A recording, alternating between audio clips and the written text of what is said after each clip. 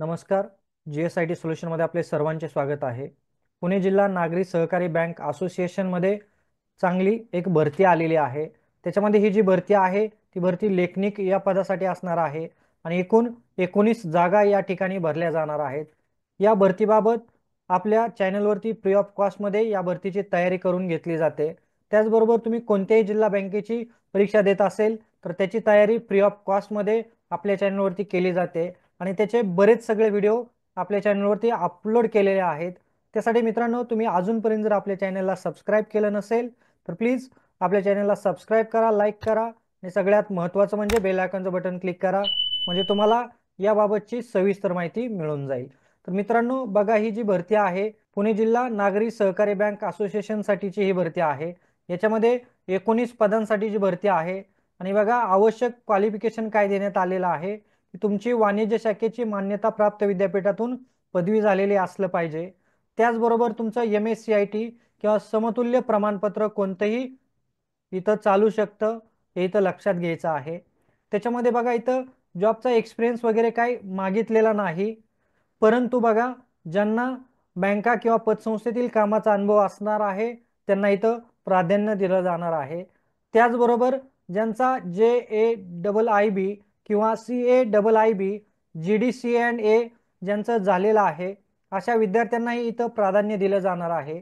आणि याची वयोमर्यादा बघा काय देण्यात आलेली आहे, किमान 22 वर्ष ते कमाल 35 वर्ष याची वयोमर्यादा इथं देण्यात आलेली आहे. आणि आपल्याला इथं जे काय ऑनलाईन ॲप्लिकेशन जे करायचं आहे ते ऑनलाईन ॲप्लिकेशनसाठी इथं आपल्याला गुगल फॉर्मची लिंक दिलेली आहे. आणि बघा ती गुगल फॉर्मच्या लिंकमध्ये तुम्हाला काय करायचं आहे, हे ॲप्लिकेशन जे आहे ते ॲप्लिकेशन भरायचं आहे.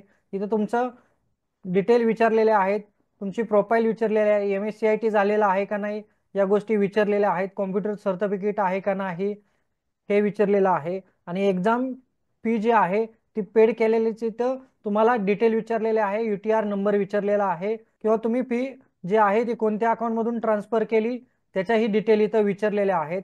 त्यासाठी काय करायचं आहे, हे ॲप्लिकेशन भरण्यापूर्वी आपल्याला काय करावं लागणार आहे, हे जे काही तुम्हाला अकाउंट नंबर दिलेला आहे या अकाउंटवरती तुम्हाला NEFT करायचे आहे. 700 आणि 8 रुपये ही याच्यासाठीची परीक्षा फी असणार आहे. तुमची ही जी परीक्षा आहे ही परीक्षा ऑफलाईन पद्धतीने होणार आहे. नीट बघा, हा जो तुम्हाला अकाउंट नंबर दिलेला आहे, IFSC कोड दिलेला आहे, याच्यावरती अगोदर तुम्ही काय करायची, NEFT करायची आहे.